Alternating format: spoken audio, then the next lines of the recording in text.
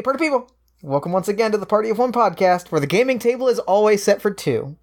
I am your host, as always, Jeff Stormer. This week we are joined by Dani Costello for a game of Firefly by Margaret Weiss Productions. Dani is an old friend of mine. She's also a LARPer, an artist, and a blogger who chronicles her LARPing adventures at danilarpadventures.tumblr.com, link to which can be found in the show notes. We're playing Firefly, which is based on the beloved sci-fi television series. It uses the Cortex role-playing game system, which I'm a really big fan of, particularly the Marvel Heroic role-playing game is one of my favorites of all time, so I was really excited to get to dig in and see how that same system translates to a different property. I think it's really cool, and I think you should check it out. A link to the Firefly role-playing game can be found in the show notes. With all that said, let's throw it over to me in the past so he can get started with the show. Take it past me. Thanks, future me. This week I'm sitting down with my good friend Dani Costello. Dani, thank you so much for coming on Party. Thanks for having me. So, real quick, up top, why don't you introduce yourself, talk a little bit about what you've got going on, anything you'd like to talk about or plug, that kind of thing. All right. Well, like Jeff said, I'm Dani. I'm not much to do except I run a LARP blog pretty heavily. I'm a big LARPer into that whole side of the geek kind of spectrum, and I tend to deal a lot with things that are going on in the LARP community, things that I think should be discussed and talked about, and try and open a general friendly conversation, because LARPing kind of has a negative stigma to it, to a lot of people who aren't familiar with it, and my job is to try and make sure that LARPers who enjoy their hobby stick together and have a positive conversation about different types of LARPing. And that LARP blog can be found at danilarpadventures.tumblr.com, and it's not a Twitter, not your typical medium, but I got a Tumblr's. I think Tumblr's fairly typical at this point. I feel like I actually have Tumblrs. Yeah. It's Party of One is a Tumblr. I haven't used it in 6 months, but I have it. Well, you know what? There are people there who can. I really do like the LARP community on Tumblr. I feel like there are a lot of people who say, you know what, I may not like that style of play, but I recognize it as a valid style for a lot of people. That's awesome. That's really encouraging. That's good to hear. And I'm all about hobbies opening the doors and bringing people in through discussion and things. I think that's good for every hobby, role playing and LARPing alike. Oh yeah, I think absolutely. That's good for everybody. Yeah. So this week we are playing a game inspired by a TV show called Firefly. Yeah, I think you're saying that right. Is that right? I think Firefly. It's apparently a show about duster jackets. Yes, there are a few of those. From what I hear, I've heard it's good. From what I hear, it's pretty all right. You know what? I'm still waiting for the next season. We'll see how it goes in season 2. Yeah, we'll see how we'll see how it shakes out. Yeah. Oh yeah. I got some pretty high hopes for it. Okay, so we're playing Firefly. We all know what Firefly is about. Space westerns, cowboys in the great black yonder. So why don't you introduce your character this week and sort of give their backstory and who they are and where they are, and we're gonna figure out what trouble they're in after that. Oh, good. Well, I have here Veronica, or Ronnie, as she tends to go by, Veronica May. Her family's always been real diehard, patriotic, alliance-loving, just family, good, wholesome people. They kind of lived on a backwater moon, but they did their job, they paid their taxes, kind of dealt with the typical farming, but as a lot of these outer rim planets and moons have their issues when there was helioforming going on, some people tend to get a little sick. Depends on the planet, depends on the moon, depends on what's going on, but there was kind of a problem on her home moon, and her father wound up getting pretty sick. Now he's still kicking, but his medical treatments are pretty expensive, and they asked the Alliance. They said, "Well, we've been good citizens our whole lives, and could you help us out? We can't really work because Pa's so sick." And of course, the Alliance a little bit of a radio silence from the Alliance there. So Veronica kind of figured out that the Alliance, while they backed him in the war, they weren't really out for the common man. And Ronnie has since slipped off of her home moon and taken up a life of crime. She's hidden her existence from her family, kind of ashamed of what she's doing, but she does it for the necessity of her father and for his survival. So every few months, their family will check out their account, and just some mysterious credits tend to pop up. So it's Ronnie making her rounds, making some money, and paying it back to her dad. So stealing from somebody and giving to the people that need it. It's like a very familial Robin Hood. Yeah. So, what kind of crime does Ronnie get into, and where does Ronnie find herself at the start of the story? Well, Veronica, when she left home, she drifted off to Persephone, which is a pretty common planet if you want to get into crime and everything that has to do with it. But she tends to deal a lot with forgeries, sleight of hand. She's really good pickpocket. That's kind of how she got started, was just stealing things off the docks. Right, which is, I imagine, how a lot of criminals get started. Oh, yeah. She's trying to get her feet, wet. She learned a few really good skills. She can talk circles around almost any Alliance officer that comes asking her questions, but she's not too great in a fight. Great at sneaking away, though. Which is maybe more important. Probably. But with the hustle and bustle of Persephone, it's probably better for you to hide in a crowd than open fire.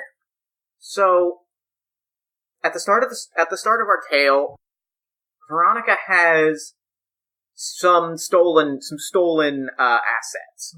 She probably is pretty common for her. So, let me ask you, what was the last job you pulled off, and what hot item are you in possession of right now? And in game terms, I'm going to set up a D6 asset that you can roll on anytime you want to draw on whatever this stolen thing is. So what was the last job you pulled? Oddly enough, she stole some fancy papers from Earth that was. She can't really make out what it is, but they look very fancy and very nice old papers that are written on some kind of story. Some of them are pressed into little books, but... Okay.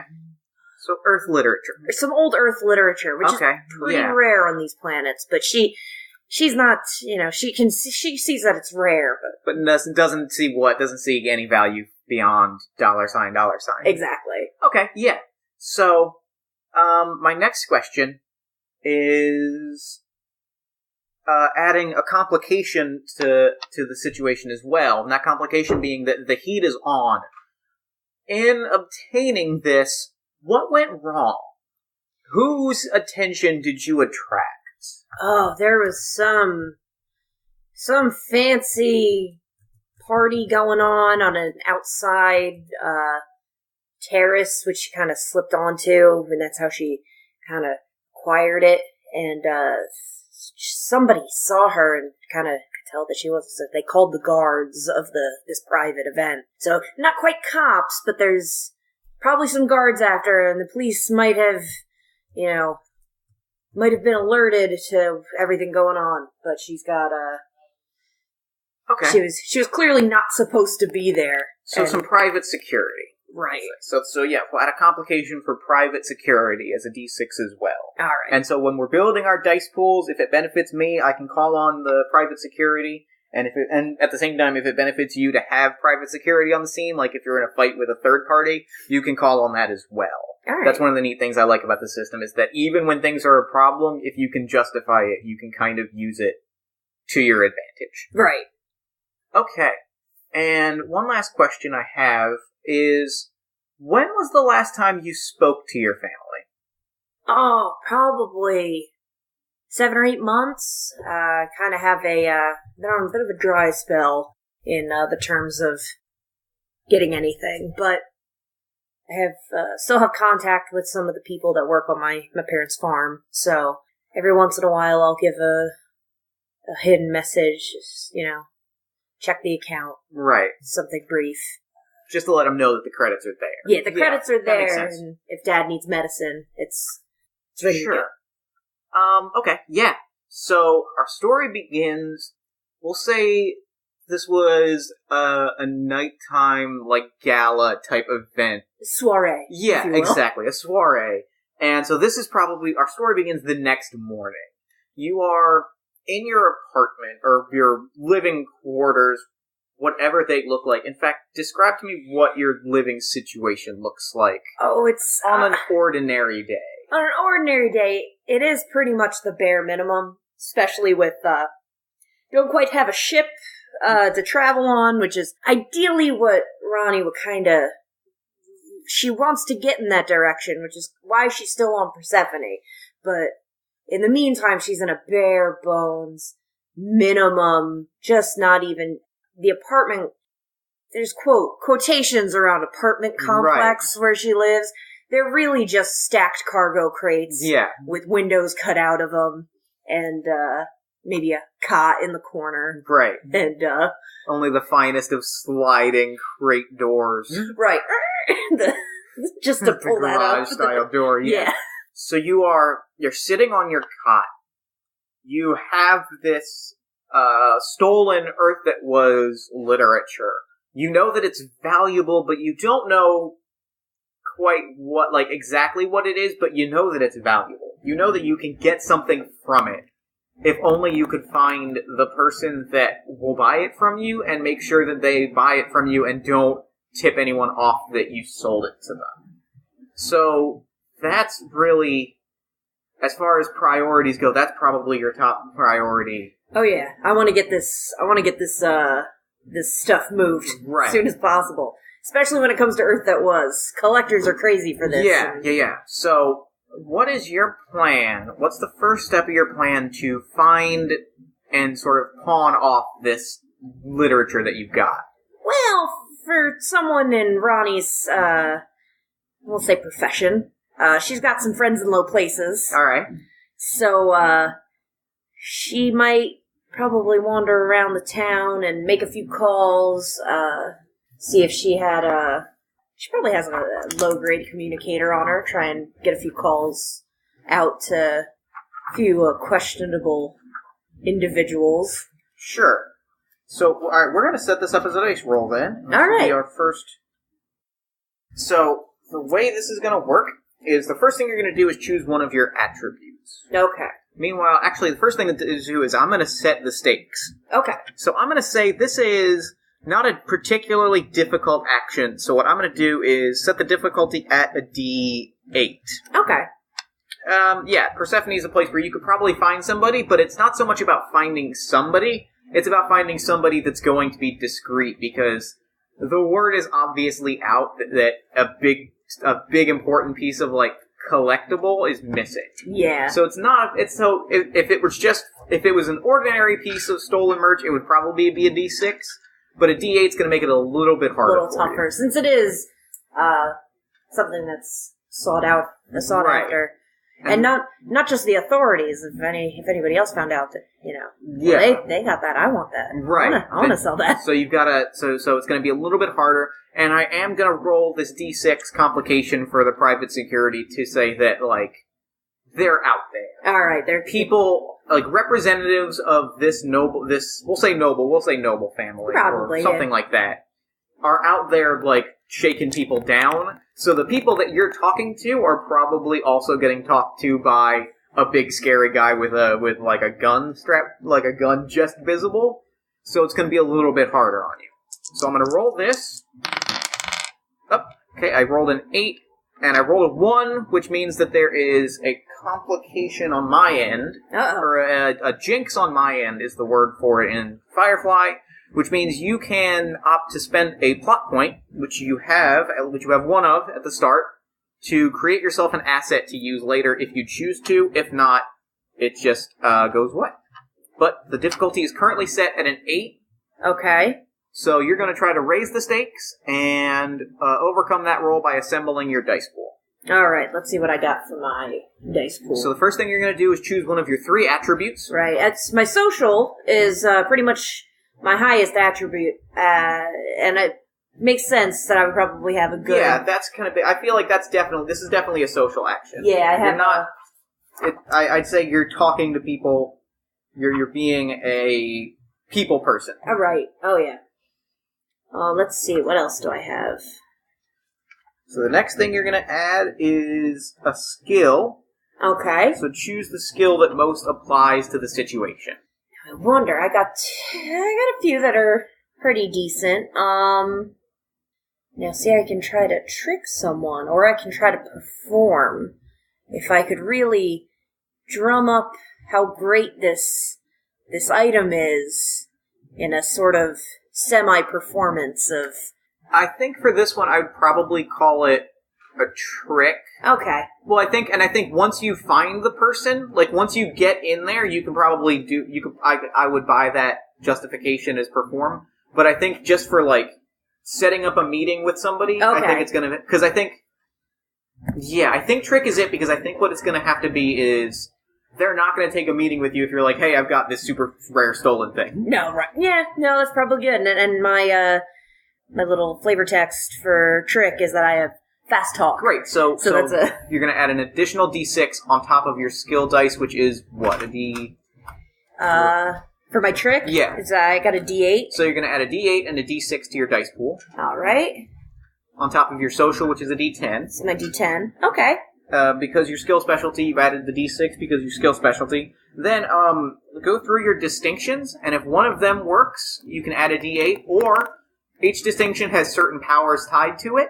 So if you want to trigger one of those powers, you can do that either to gain a plot point or to, I believe, spend a plot point to like boost your dice or something like that. Now, I do have this I know a guy edition, which is create a D8 asset when I call a friend. Okay.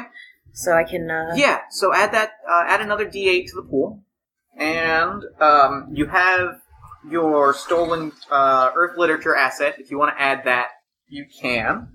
But that's up to you. You can choose to add that or not.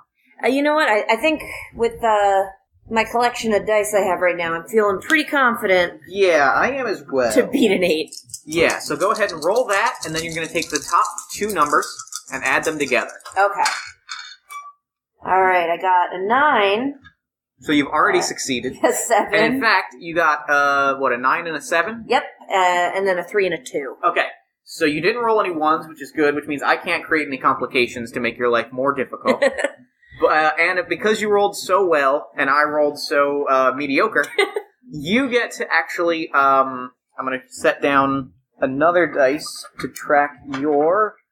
what it is you get a D8 to roll later as your big damn hero dice. All right. So when you do something extra heroic, or when you need that little extra push, you can choose to spend that dice representing your exceptional success in this matter. We got some thrilling heroics planned. Yeah. So we'll, So you find somebody. Actually, there's a list of names in here that I want to pull up, because I like rolling on tables. That is no secret to anybody who listens to this show. So you find a dealer. You find a dealer named Huck Mansfield, who is... You know what we're going to do right now? We're going to collaboratively create this guy. I'm going to steal a mechanic from a game that we played on the show before, where we're going to go back and forth with character details to sort of get an idea of who this dealer is. Oh, this sounds fun. Yeah, it's super fun. So what I'm going to say first is that Huck Mansfield, his modus operandi is, don't say anything that would get you in trouble, and I won't ask any questions. No questions asked. Yeah, None. If you say something, his deal is, if you say something where I cannot, like, if something illegal comes to me and it is pointed out that it is illegal, I have to turn you away. But if I don't know the law, so if something's not pointed out. Blissful ignorance. Yeah. We got... He's pointedly blissfully ignorant. There we go, that's a good one. Give me a detail about Huck Mansfield. Either physical or emotional, or like a character tick or a piece of background or something. I don't know why. Something about Huck makes him seem older. Okay. I just like that aspect of, I've been doing this a long time. Yeah. Don't tell me, why'd you gotta tell me it was stolen? Now I gotta... Okay. So I think we're gonna do one more each. I think he comes from like a noble background. Ooh. But he like has chosen to live in almost relative squalor. And because he's found better uses for money. He's like, well, money can buy things. And things are great. So why would I need to, like, be a noble when I could just buy illegal things? You know, it's also great opium. Yeah. It's fantastic. So we got one more detail. I got one more detail. Maybe tell me how. Oh, I'm sorry. It sounds like no. It's I can use some direction. I was gonna say maybe tell me how you know. Yeah, that's a good one. You know what? He's from a noble house, and family ran a farm. Maybe back in the day, his noble house and maybe my family may have done some trading farm-wise. Sure, that makes sense. Food. That makes sense. He bought some of his food from us. Yeah, so you go way back. You have a history there. I have a history with this guy. I knew that this family had a son that ran off to go do, who knows what, off in Persephone. Right. So, yeah, and that's perfect. I love that. Maybe he was like my first contact here. So he's and that makes sense for why you would do so well, because like he's your guy. Yeah, he's my guy. He's your guy. I know a guy. It's the name of my ability. Yeah. I love the names of the abilities in this game. They're great. So you walk in, so you know that he's the guy to speak to about this. What do you say to him when you reach out? Is it like, do you stop by in person? Do you contact him another way? I probably stop by in person. Okay. The people around him probably recognize him. Yeah. So they're like, no, they don't even, like, he's got a few guards, and the thing about the guards is that they are better armed than they look, and you know that. Right. Like, they are doing their best to look non-threatening and look just like random people standing around, but you know that they're no one to be messed with. Yeah. Oh, hey, James. Yeah, because they're very much, that's kind of, I think, his whole aesthetic, right? Is that he's just a guy. He's just a guy. But he's very wealthy and willing to spend that on whatever he wants. God, I love this guy already. I know. So they don't even, these guards don't even, like, bother to, like, frisk you or anything. They're just like, whatever. It's Ronnie. We know her. So you walk in, and, Huck looks at you and he says, "Oh, Ronnie, Ching Ching. Sit. What can I do you for?" I got something that I need to sell. Okay, excellent. I am a man that loves moving things for people, and I need it moved. Excellent.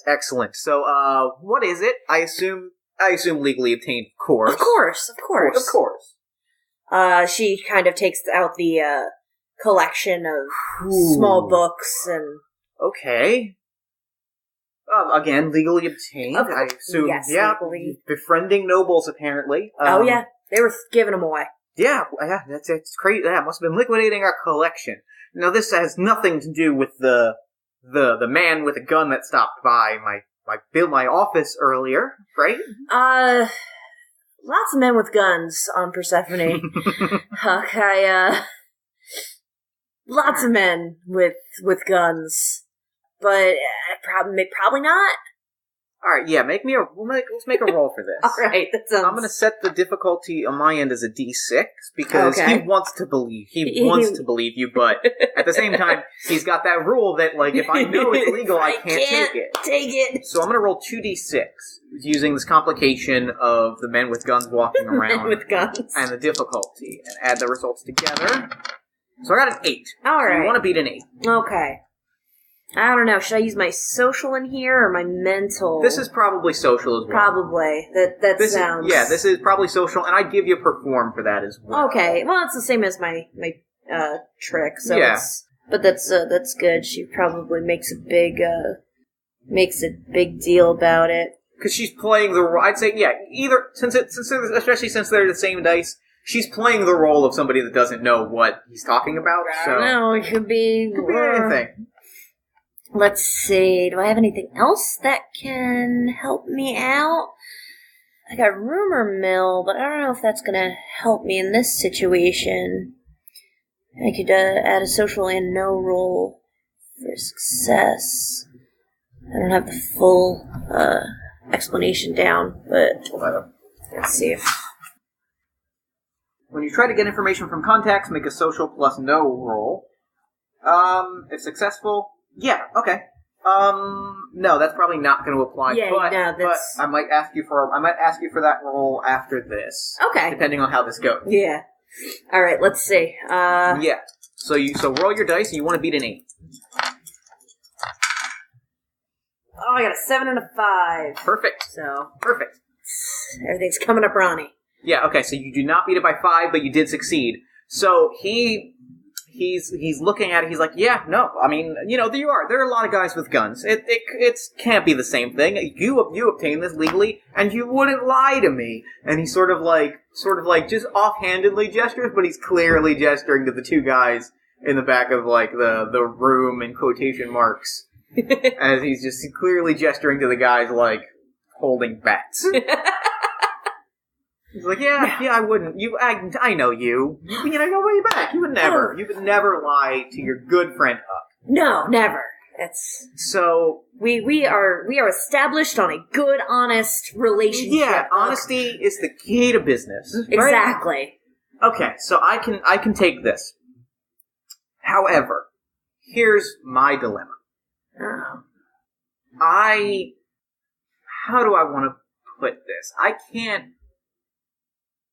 So with all this controversy around, which obviously we have nothing to do with, and so we have nothing to worry about, but with this controversy around, I don't want people to think that I'm involved with it, because I'm not, because we're not, and if they think that we're involved with it, I'm going to have to sell you out, and I don't want to do that.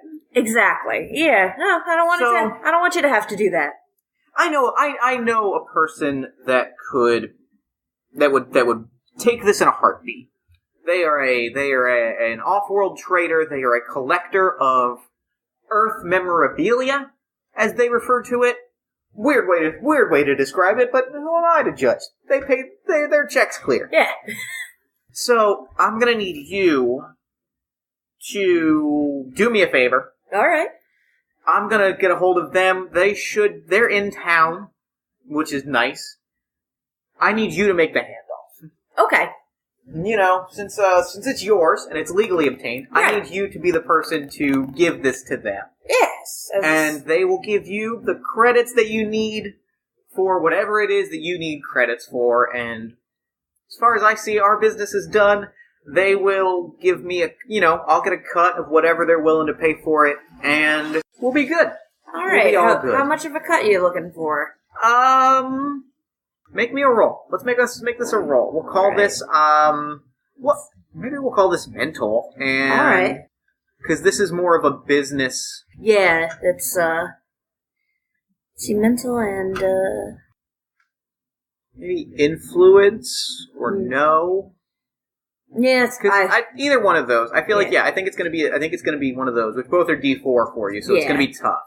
Yeah. But I think it's just gonna be for him a flat D.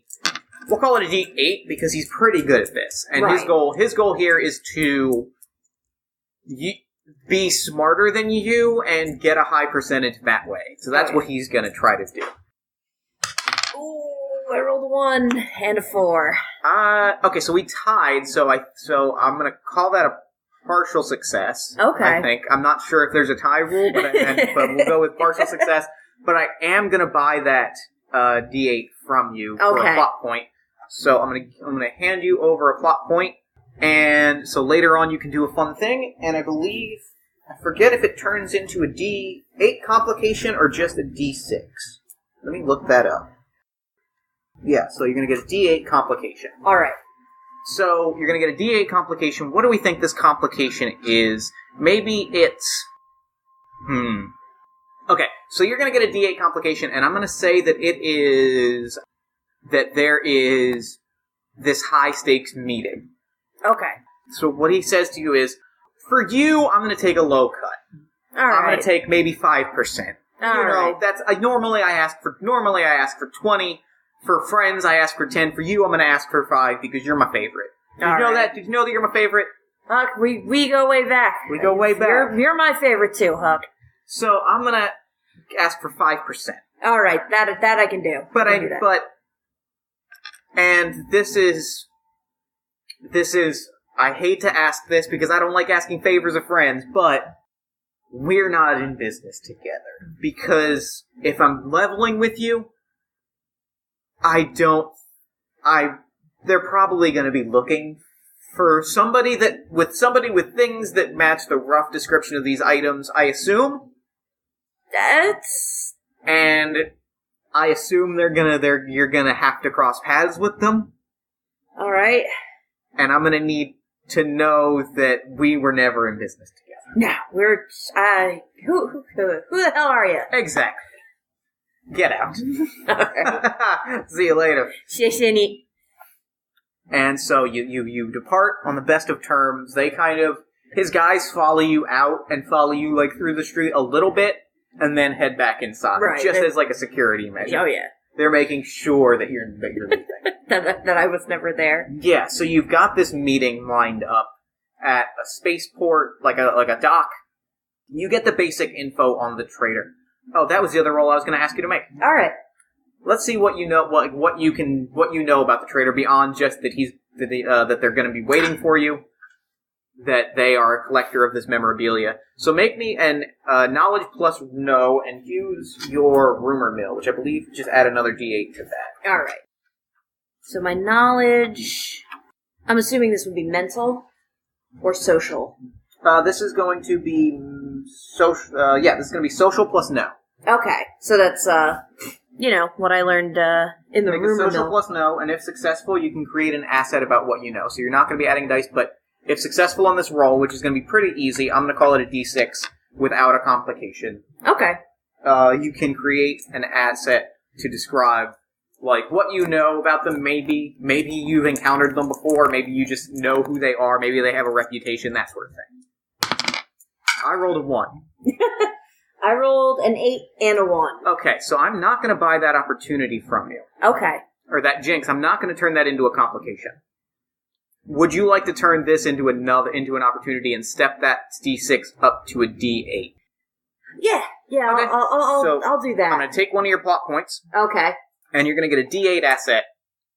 So what do we know? What's the rumor that we know about this captain? Let's say his name is Just Ace.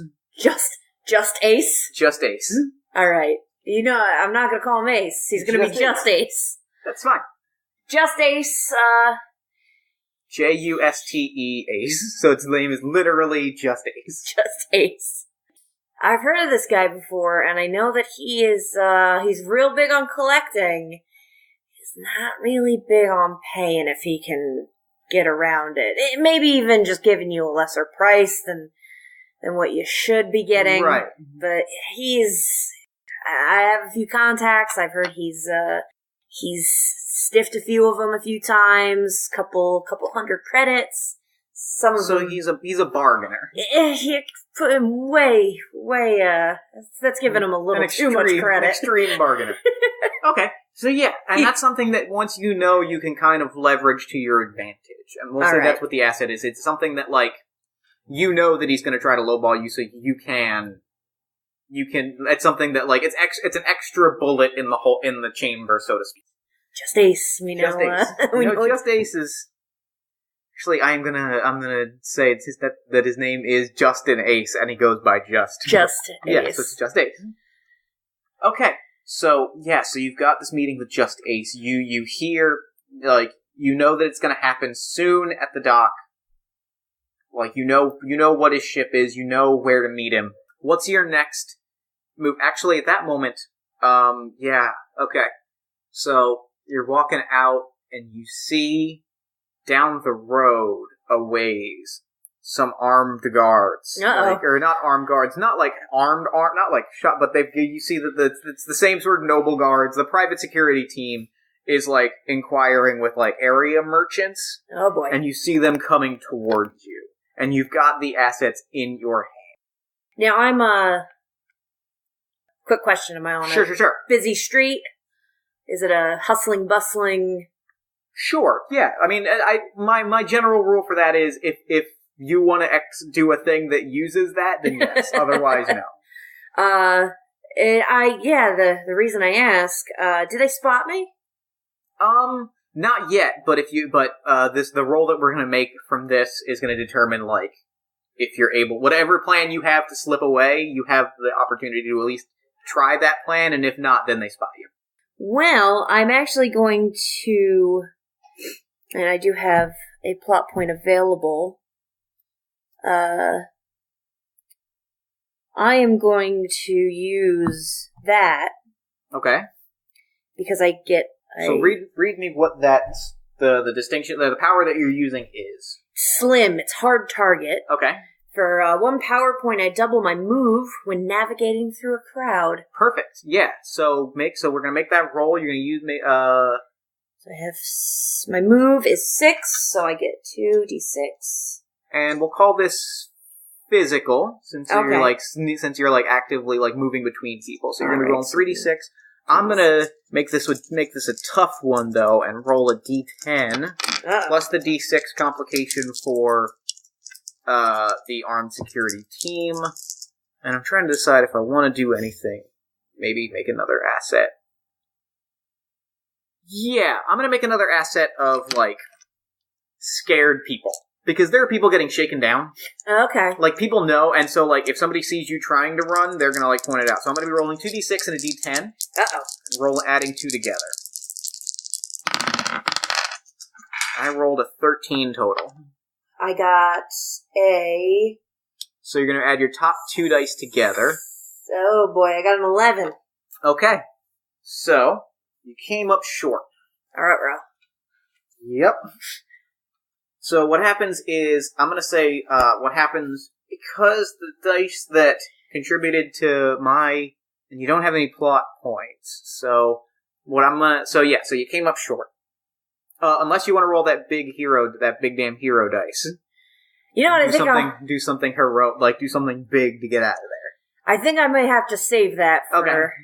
Okay. So what happens is, you are pushing through people, and like, the scared people don't necessarily come into play. They're getting out of the way because they see you move, they see you getting out, and they're like, oh, this is gonna be bad.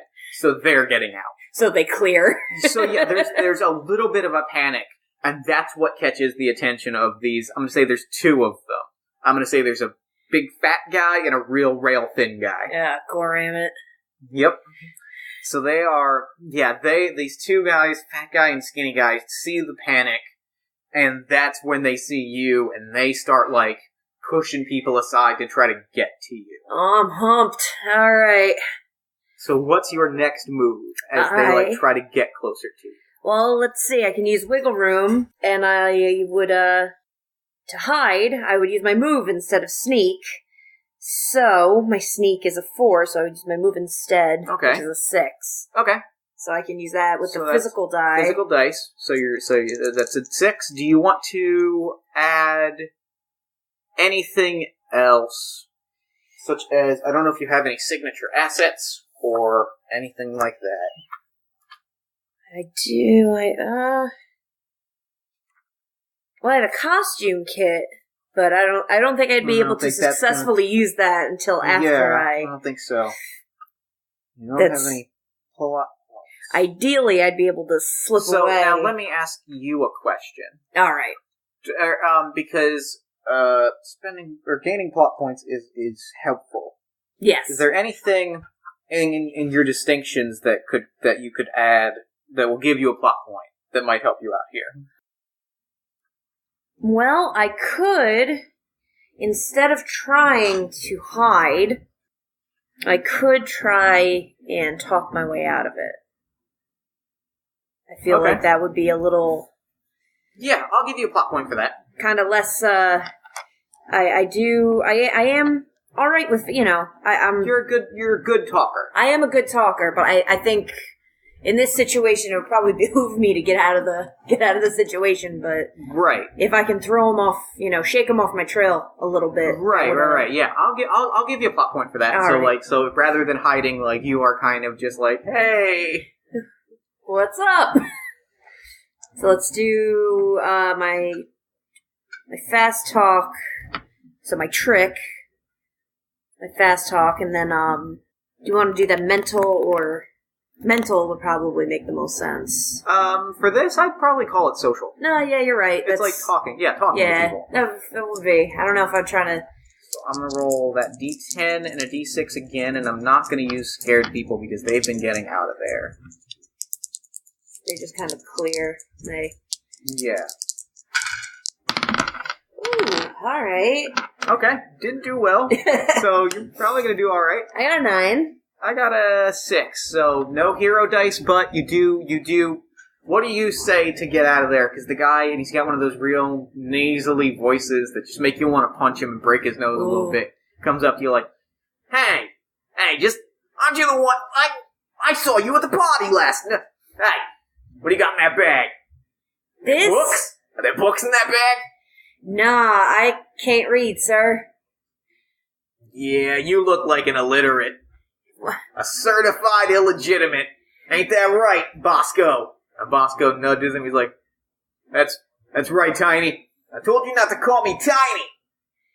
Yes, Sorry, sir. big guy. Yes, sir. I'm just visiting Persephone with my pa. We came on planet just last night, so maybe I got turned around, but I don't remember going nowhere other than the dock. Got no books in here. Just got some leeks. My pa sells leeks. No books, sir. Leeks are gross. I don't want to be caught a no leek saleswoman. Alright, Bosco, let's get out of here. Sure thing, big guy.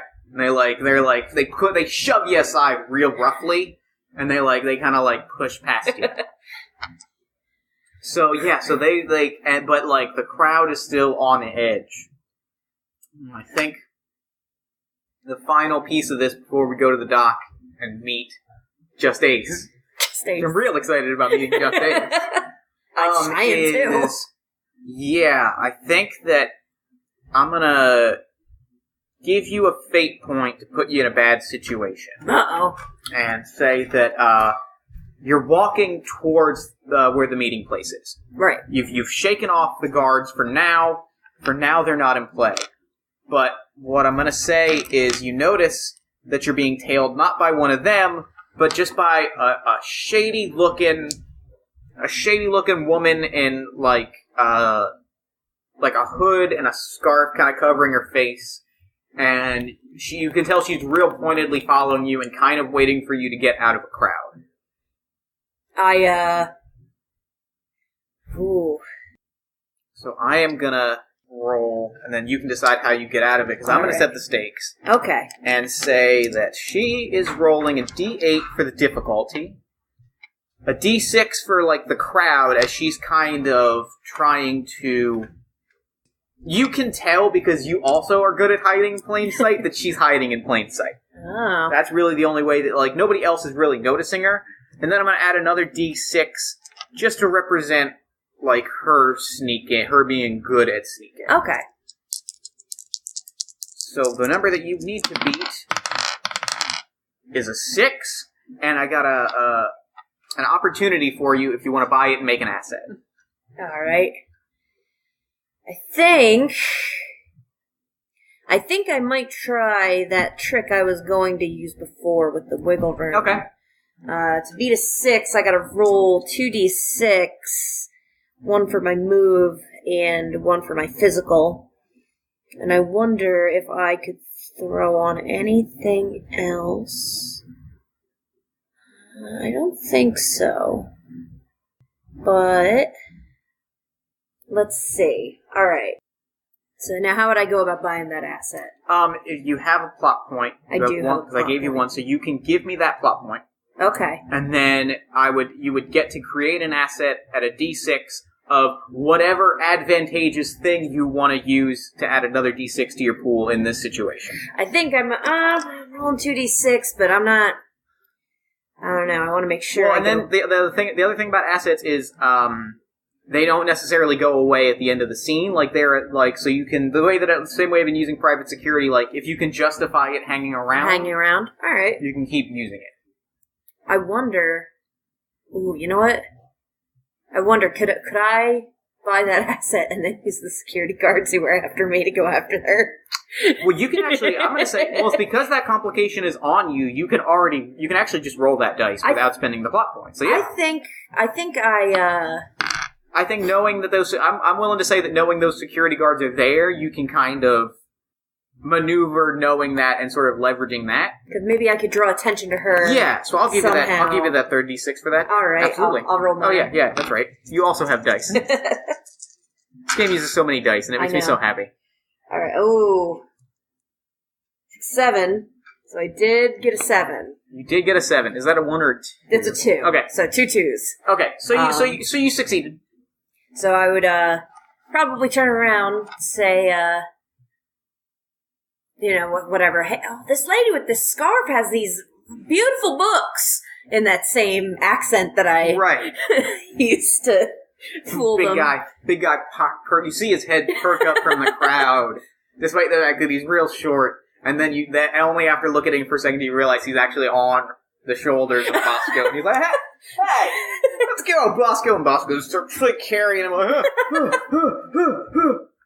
So they're like, and the woman pulls out like a slug thrower and like ducks behind an alleyway, and you see the two of them like master blaster it back there. And they give you a quick look and like a real curt nod. And they keep master blastering it through there, and I use that kind of... Yeah, and now there's a full-on calamity because there's a weird chase happening, and there's some weird shit going down in the marketplace. I'm gonna use that to kind of slip into Yeah, you duck into the shadows, and like, as you duck, it like, pans, like, the pan happens as you move, and we're at the docks. Alright. Ships are landing and being unloaded. People are, like, picking up cargo and dropping off cargo. People are, like, signing off ship contacts and that kind of thing. So, yeah, you find where just Ace is supposed to be landing. And he's not there quite yet. So you've got a little bit of time to, like, hang around, scout the area, that kind of thing, if you would like to do that. Any other sort of plan that you would like to enact in the few minutes before he arrives. I kind of take a look at the ships, because it's been my deepest dream to eventually get off Persephone, because, well, the crime is good here. I hear the crime is way better. Out in the black. Bigger scores, yeah. Yeah. Bigger risk, bigger reward. So, okay. So I kind of see if anybody's taken on any sort of, because it's a typical thing, people taking on. Make me a rumor mill roll. So that's going to be social and no. And we'll see if you can use that to create an asset. Social. And my no is not that great, but let's see. And this is going to be against just a d6. Okay. I don't really have anything. So a 3. Probably. Yeah, I got a 9 and a 1. I'm going to buy that 1 from you. All right. Give you a plot point. Create a d6 complication on the scene. So the asset that you get is you hear that there are rumors that some ship captain has been dropping hints that he wants to pick people up. I don't remember his name. It was... Everybody says that he was... Some guy, everybody says he was like an ace, but nobody knows what that means. Okay. So it's just some ace pilot or something. Somebody is looking to pick up people. All right. So there's an asset in play, a D6 asset of hiring opportunities. The complication that I'm going to put in play is also a D6. I'm going to put that over here. The complication that I'm going to put into play is that all eyes are on you. Uh-oh. You've been talking to people. You've been, like, chatting them up a little bit. You've been sizing things up. You've been listening in. But the thing about, especially at a place like Persephone, people notice when someone's hanging around. People notice when somebody is loitering because that person is just as likely to pull a gun on them and rob them. Yeah. So you've been hanging around and you're not, like, doing a job. So people kind of are, like, there's a few eyes on you of, like, the heck is she doing here? Ace's ship lands. Steps out. Is it a nice ship? Yeah, it's pretty nice. Alright. It's a decent enough outlaw ship, you know? So let's collaborate on who Just Ace is. Oh boy. I think that appearance-wise, I think he's got like a big barrel chest and like a butt chin. He's got a collection of features that should all be pretty, but like they're like turned up just enough that it looks a little odd. Like when you're in a video game and you're trying to make someone look really nice, but and it's... you just don't quite. You're not quite. You don't have a handle on the sliders. Something's weird, and you go back in. You keep. Oh, yep, I got it. What's Justin Ace's personality like? Oh, he probably is as a collector of stuff from Earth That Was. He probably pretends to know a lot about Earth That Was, but slightly off. Oh yeah, information. Like, you know, I hear they used to drive things called automacars. Yeah. Velocipedes and thinks everything is Arthurian, but. Everything. Oh, this is an 8-track. This is very Arthurian. This is probably from the Arthurian era. Oh yeah, I hear this old company Apple used to use a whole bunch of knights to sell their wares. Okay. Yeah. And I think going along with that, like he is a collector, and I think he's a capital C collector, which means that like. He appreciates these things, but he also is very interested in taking things and putting them behind, like, bulletproof glass and making sure that no one touches them. Because you put fingerprints on them, you ruin the market value. Oh, no. This very pseudo-handsome nerd that we've created. Can he have a rat tail? Yeah, that's the final detail. All right. He's got like, a real greasy rat tail. Oh, yeah. Maybe it's even braided at just the beginning, and then the rest. So it's like, you look at him and you're like, you should be fucking hot, right? Like, why is this not working? And it's just very confusing. He has really steely blue eyes, but one of them is slightly off-center. Yeah, you're just like, what happened to you, you perfect, precious boy? So, he steps off, and I'm gonna say that he is accompanied by, like, an attendant, who is the person that very obviously, like, actually manages all of the assets, because they've got, like, notes on things that they're, like, taking notes, and they're, like, surveying, they're like, alright, we used this much fuel, blah, blah, blah, and they're, like, running the numbers. Yeah. And then he's also accompanied by, like, a bodyguard, but not like Huck's bodyguards, where they were real, like, effective looking and intimidating. This is just like a dude with like a knife that's like picking his nails with a knife. Like, we're doing here. All right, whatever. He was hired because he looked tough. Yeah. Just didn't quite like survey. Was just like, yeah, look at that guy. He's picking his nails with a knife. That's tough. And then you realize that he might just have like an infection that he's just trying to get at. So he comes down and he's like, "Are you who are we meeting for? Veronica." Are you Veronica? That's me. Great. We are supposed to do business. You legal business. And he like gestures way obnoxiously. Shouldn't look over your shoulder when you're suggesting it's legal business. Just Ace. So you've heard of me. Excellent. And he like flashes his awkward smile. Does he try and throw his rat tail over his shoulder? And he smiles, but like it just doesn't quite work. Nothing about it. Looks more like a chimpanzee baring his teeth than... So you've heard of me. Excellent. Oh, boy. So, let's talk pricing. Let's talk, what are you looking for these wares? These, perfectly legal, as you yourself indicated, wares, they are one of a kind. From Earth That Was. As you know, paper doesn't last well. It doesn't. That Arthurian technology, it's just not. Nope. And, we got a few...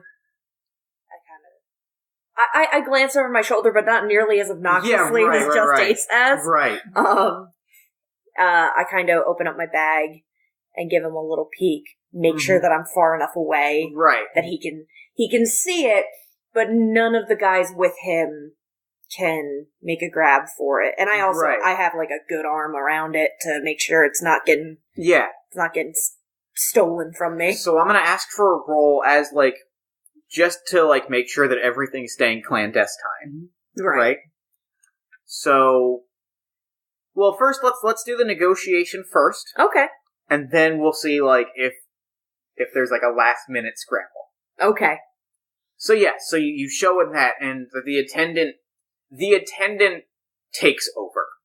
Like the manager, so to speak, the ship manager sort of takes over. Is he the ship's accountant? Basically, he's basically like he's the bookkeeper, Okay. like in every sense of the word. So he manages like the ship's. He's like a quartermaster, an accountant. He manages the numbers. He's the numbers guy. He takes over immediately, and he's like sort of like he's like hunched over a little bit. He does not have a great posture. He's balding. Kind of like a Stephen Tobolowsky. If we were to cast him, he's Stephen Tobolowsky. Get the image of him just pushing his glasses Yeah, down. and he's like, oh, hold on, oh, wow, yeah, okay. This is great, and he starts, like, rattling off numbers, and he's very interested in, like, doing this, and Just Ace is like, okay, cool, great, sounds good. I immediately make sure, like, the bag is over my shoulder, and it's closed again. I just gave him a brief flash, so his numbers guy knows what he's dealing with. And is more than amenable to, like, giving you the amount of credits that you want for this. Yeah. He's working with you in every sense of the word. So now I'm going to ask for that clandestine roll. As, like, the final pieces of negotiation, they're like, okay, we'll give it to you, we'll put it in your account. Like, money doesn't need to change hands directly, we've got it covered. Alright. So I'm going to roll, D8 for difficulty. Okay. D8 being because Just was real bad at, like, making it seem cool, or making it seem like it was legal. And then I'm gonna add that D6 of... What did I say it was? Yeah, I'm gonna add that D6, because, like, people were watching, and now it's starting to seem like maybe there was a reason for that. It's like screaming about how you're sneaking. Yeah. He was absolutely doing that. So, like, I'm gonna roll, and then your roll is going to be to essentially, like, account for that, so to speak. You know what I mean? Alright. So that's gonna be what raising the stakes would be in this scenario, is that you're able to course correct around Just being a dork. Oh no. I got an 11, so pretty high. Alright, so I think I would throw this into social. Absolutely, to try absolutely. That makes sense. To try and just be like, yo, be cool. Guide the conversation to a, like, natural place. Be cool, you narc. And maybe perform to try and... Sure. Yeah, I'd buy that. Overcome that. So let's see, I got my D10, my D8. I gotta beat an 11. Mm-hmm. Oh man, can I throw anything else onto here? I got a trick deck. I don't know if that'll help. Probably not. Probably not. Yeah, you're looking real shifty. Here's some cards. Yeah. Just pointedly start shuffling a deck of cards to be like, look, we're just casual. Nothing's casual, like ominously shuffling a deck of cards. Yeah, oh yeah. I think that might be all I got. Okay. Because my plan can't go down until I have a plan. Right. So. Ooh, I got a 5. Okay.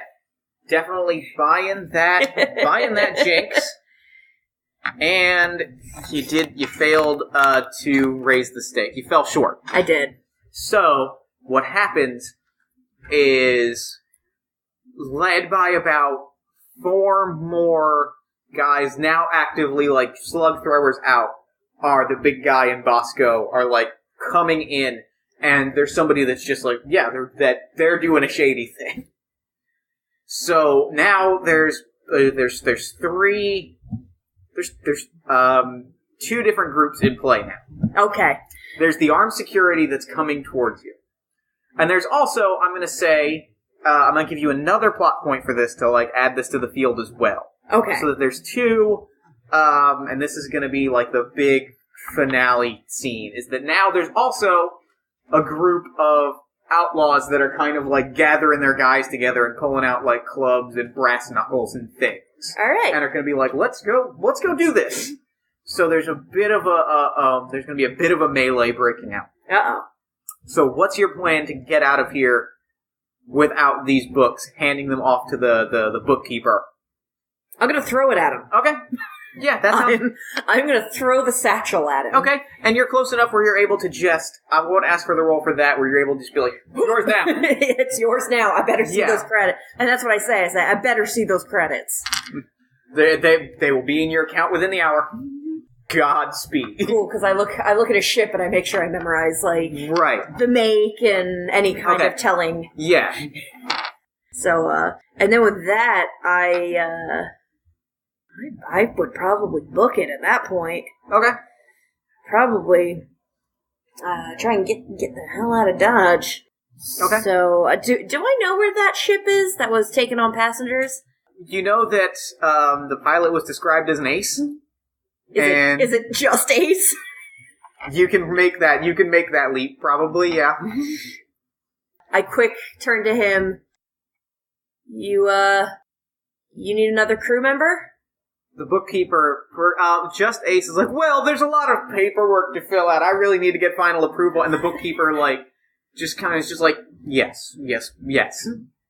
Okay, let's get on your ship. Okay, yeah. So let's make that. That's, I think, the final role for this is going to be the social role to, like, convince them to just let you on board. hire me. Considering that things are going poorly for everyone involved, to make sure that they're thinking clear. Okay. So I'm going to call that I'll call that a D6 for difficulty to convince, but I am going to pull in that all eyes are on you and private security in terms of complications. All right, so I'll use my fast talk because Okay. I think that's probably Yeah, that's definitely. what I'm going to be needing. I can do. See if I can use instant expert, where I pass myself off as an expert. All right. Step up a web of lies complication Yeah, I'd buy that. Yeah. to double my trick count. Cool. Yeah. So I can. I kind of just as everyone's rushing towards me, I say, "Listen, you want more of this stuff? I know where to get it." Just kind of love more of this stuff. Just like more. Oh, yeah, I think an arrangement can be... So the number you need to get? Oh, jeez. I have rolled 2 opportunities and a 5.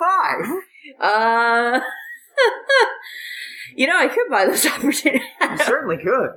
I'll take one of them. Alright. Take one of your plot points. Alright. And we'll call that the Web of Lies complication, that on the success you'll step up to an 8. Alright, let's see. You just gotta get a 5. See what I got.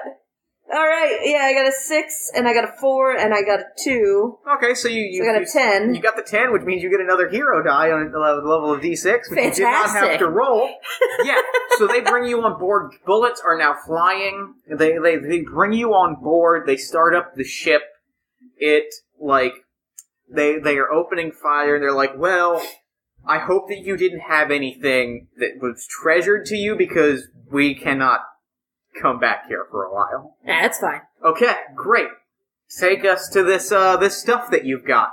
And the ship takes off, and you with this makeshift crew under just Ace and the bookkeeper, and Roy.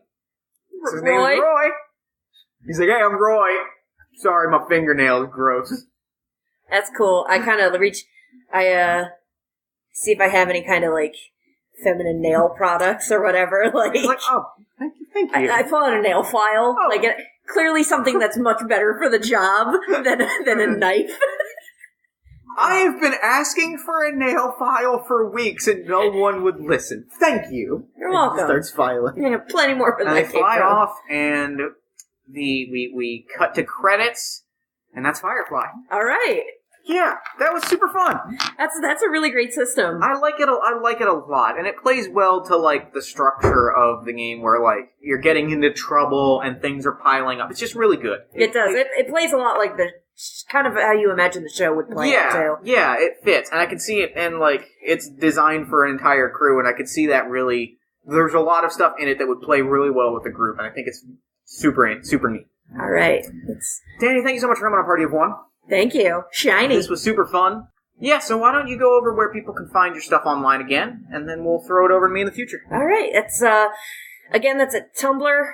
You can look for DannyLARPadventures.tumblr.com. I tend to tag a lot of the LARP stuff on Tumblr. It's a great community on the Tumblr LARP. Super cool. Yeah.